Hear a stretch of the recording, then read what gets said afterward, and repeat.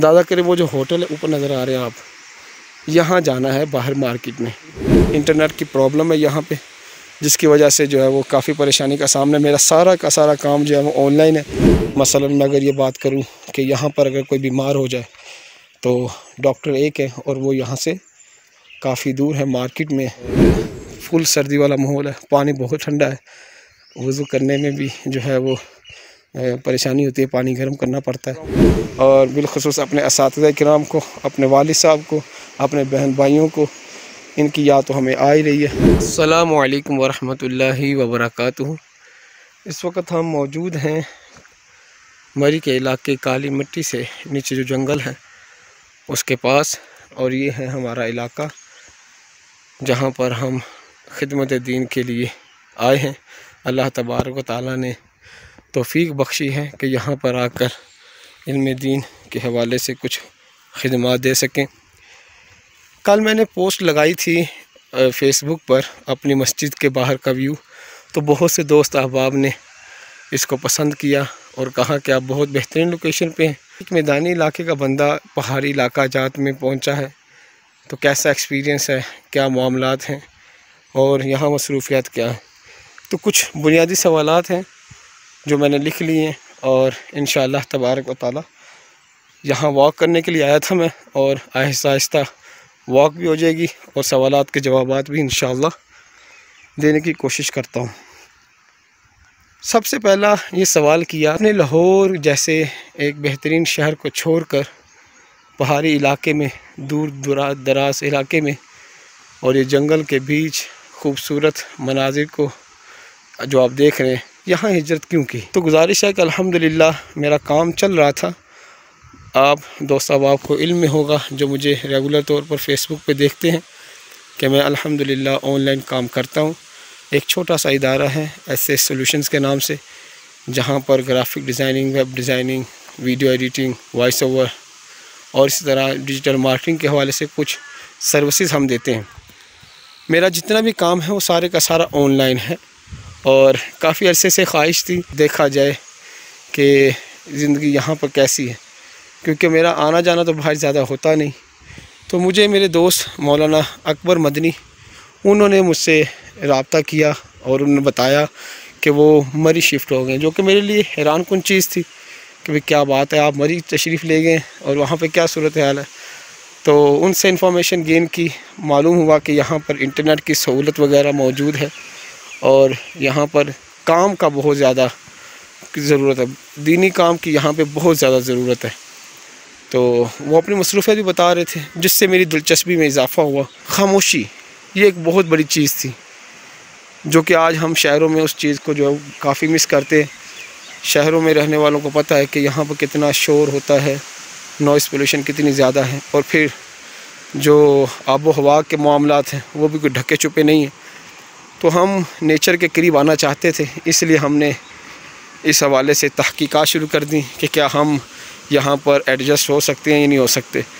तो अल्हम्दुलिल्लाह पहले मैंने अकेले विज़िट किया और इस इलाके को देखा, समझा, और उसके बाद जो है फिर अपनी फैमिली को लेकर आया हूँ और अभी अल्हम्दुलिल्लाह हम यहाँ पर फैमिली के साथ शिफ्ट हो चुके हैं। दूसरा सवाल जो था, उम्मीद है कि ये सवाल का जवाब हो गया होगा कि मैदानी इलाके से हम यहाँ पे क्यों आए। दूसरा सवाल कि अपने ख़ानदान से यूँ दूरी इख्तियार करना यकीनन मुश्किल तो हुई होगी। जी बिल्कुल हुई है, और ज़िंदगी के 32 साल हमने जो है वो लाहौर में गुजारे हैं, फैमिली के साथ गुजारे हैं, और यकीनन फैमिली जो है उसकी याद का ना आना ये तो हो ही नहीं सकता। और वहाँ वैसे भी लाहौर में हमारे असातिज़ा किराम हैं, हमारी मादरे इल्मी है, हमारे दोस्त अहबाब हैं, वो सब के सब वही हैं और हम यहाँ पे अकेले हैं, तो सब की याद आती है।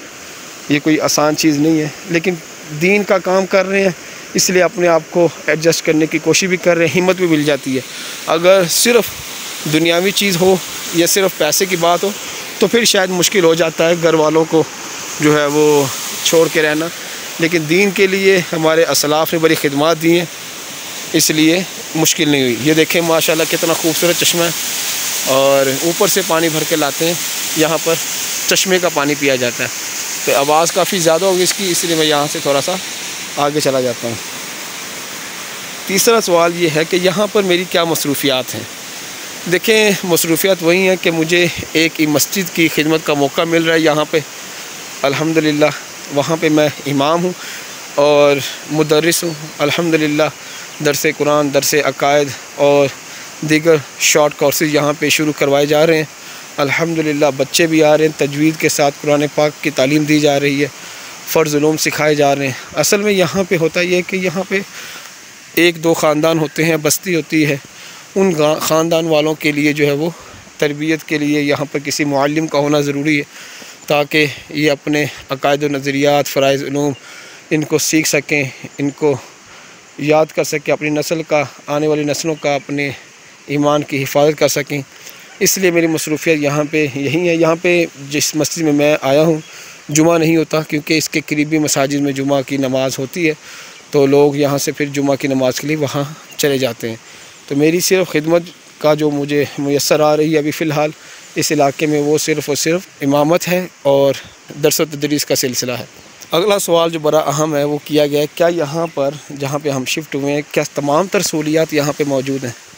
तो अगर मैं शहर की सहूलियात से मुराद रहन सहने के हवाले से देखूँ, यहाँ पानी है, बिजली है, गैस है, जो कि शहरों में आजकल गैस का तो आपको पता कितना फुकदान है।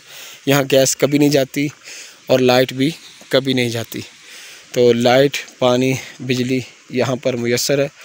और रही बात सहूलियात की, तो शहरी सहूलियात फिर शहरी हैं। जिस इलाके में हम लाहौर शहर में रहते हैं, जो जल्लो मोड़ के करीब है, बाटापुर फैक्ट्री के पास, वहाँ पे तो हमें घर का दरवाज़ा खोलते ही जो है वो बड़े बड़े ब्रांड्स और बड़ी बड़ी चीज़ें और मार्केट्स और बड़े बड़े स्टोर्स मिल जाते हैं। कोई भी चीज़ आपने लेनी हो तो कुछ मुश्किल नहीं होती लेने में। तो वहाँ के मामला तो बिल्कुल वाज़ेह हैं, लेकिन यहाँ पे कुछ मुश्किलात हैं, कुछ परेशानियाँ इस वाले से होती हैं कि यहाँ पर उस तरीके के मुताबिक हम चीज़ों को, सहूलियात को नहीं हासिल कर सकते। मसलन मैं अगर ये बात करूँ कि यहाँ पर अगर कोई बीमार हो जाए तो डॉक्टर एक है और वो यहाँ से काफ़ी दूर है मार्केट में। और ये आपको मैं वो जगह भी दिखाऊंगा, यहाँ पर बाड़ियाँ बाज़ार हैं, वहाँ पर एक डॉक्टर हैं और उनकी भी टाइमिंग है, और जब वो मुयस्सर हो तो फिर यहाँ से जाना एक इम्तिहान है, क्योंकि यहाँ पर कन्वेंस हमारे पास नहीं आती, लोकल ट्रांसपोर्ट की जो है कन्वेंस सहूलत नहीं है। तो इसलिए फिर ये होता है कि पहाड़ चढ़कर तकरीबन 3-4 किलोमीटर सफ़र करके आपको जाना पड़ता है जी ऊपर। फिर वहाँ पे लोकल ट्रांसपोर्ट के ज़रिए से बाज़ार जाना पड़ता है, मार्केट। फिर मार्केट जाते हैं आप और उसके बाद वहाँ से मेडिसिन लें, चीज़ें लें, शॉपिंग करें। उस मार्केट में आपको सब चीज़ें मिल जाती हैं। वापस फिर आपको यूँ ही आना पड़ता है ट्रांसपोर्ट के ज़रिए से, फिर पहाड़ नीचे उतरना पड़ता है। ये हमारी मस्जिद है जी और नीचे रिहाइश है। और ये देखें, ये लोकेशन, आपको बादल चलते हुए नज़र आ रहे होंगे, जो कि नीचे बाजू का धुंध की तरह हो जाते हैं ना, इस तरह के मामलात हैं। तो सहूलियात यहाँ पर शहरों वाली बिल्कुल भी नहीं है, जो कि एडजस्ट होना थोड़ा सा मुश्किल हो जाता है। मैं आपको दिखाता हूँ पहाड़ कितना ऊंचा है। वो आपको ऊपर वाइट कलर का बोर्ड नज़र आ रहा होगा, ये पहाड़ के ऊपर है, ये मेन रोड है और यहाँ से ऊपर जाना होता है। और ये सीधा नहीं रोड होता, ये काफ़ी टर्न होते हैं। तो 3 से 4 किलोमीटर, इससे भी शायद ज़्यादा रास्ता बन जाता है ऊपर जाने का। फिर अगला सवाल ये किया गया, क्या यहाँ सर्दी है? तो जी बिल्कुल सर्दी है। पिछले दिनों में तो बहुत ज़्यादा सर्दी हो गई थी, 15 डिग्री पर चला गया था टेम्परेचर, और फुल सर्दी वाला माहौल है। पानी बहुत ठंडा है, वज़ू करने में भी जो है वो परेशानी होती है, पानी गर्म करना पड़ता है। तो गर्मियों में भी यहाँ पे फुल सर्दी है, और जब यहाँ पे मौसम बदलेगा, सर्दियाँ आएंगी, तो इंशाल्लाह यहाँ पे बर्फ़बारी भी होगी। तो उस वक्त तो फिर ये यूँ समझे कि 1-2 माह के लिए आपको यहीं पे महसूर होकर रहना पड़ेगा, क्योंकि बाहर जाने के मामलात नहीं होते। तो ये यहाँ इस इलाके की ये ख़ासियत है कि यहाँ सर्दी है, गर्मी बिल्कुल भी नहीं है। मैं अपने एक दोस्त को बता रहा था कि यहाँ पे शहरों में जहाँ हमने दरमियान में कमरे के अंदर पंखे की जगह रखी होती है, यहाँ उन्होंने बल्ब लगाया होता है, लाइट लगाई होती है, क्योंकि इनको पंखे की ज़रूरत ही नहीं कभी पड़ती। अगला सवाल ये पूछा गया कि मैदानी इलाके के लोगों का पहाड़ी इलाके में रहना मुश्किल तो नहीं। देखें जी, अभी कुछ अर्सा हुआ हमें आए हुए और एडजस्ट करने की कोशिश कर रहे हैं। मुश्किल लग भी रहा है और नहीं भी लग रहा। कुछ काम ऐसे हैं कि जो बड़े अच्छे हैं, जैसे भी तरोताज़ा हवा है, रोज़ाना जो है वो वॉक हो रही है कि यहाँ पर रहना सेहत के हवाले से कितना मुफीद है। रही बात मुश्किलात के वाले से, तो मुश्किल हमें एक रात को दरपेश आई जो मैं अभी आपको बताता हूँ। हमारा बेटा जो मोहम्मद हसन है, 3 साल उसकी उम्र है, और वो रात को बीमार हो गया, बल्कि 2-3 दिनों से बीमार है। हम मार्केट नहीं जा पा रहे, मेडिसिन उसकी चल रही है, मेडिसिन ख़त्म थी। तो वहाँ से मार्केट में आते हुए एक दोस्त को कहा कि आप जो हमारे मुख्तदी हैं कि उसकी मेडिसिन लेते आइएगा। लेकिन रात के 2 बजे, 1 बजे, 2 बजे फजर की नमाज तक वो बेचारा रोता रहा, और हमारे पास कोई सहूलत नहीं थी कि हम जो है उनको हॉस्पिटल ले जाएं, क्योंकि हॉस्पिटल यहाँ से बहुत दूर है और क्लिनिक सुबह खुलेगा। तो ये जो परेशानी वहाँ पे ये होता था शहर में कि हमें 2 मिनट लगते थे, हम रात के 1 बजे, 2 बजे, 3 बजे भी जाना पड़े हॉस्पिटल तो हम आराम से पहुँच जाते। यानी एमरजेंसी की सहूलत में शहर में ये सहूलियात हैं कि आप फ़ौरन जो है वो जा सकते हैं। अब हम जंगल की दूसरी तरफ आ चुके हैं, और ये भी बड़ी चढ़ाई है काफ़ी ज़्यादा, जो कि कैमरे में नज़र नहीं आती।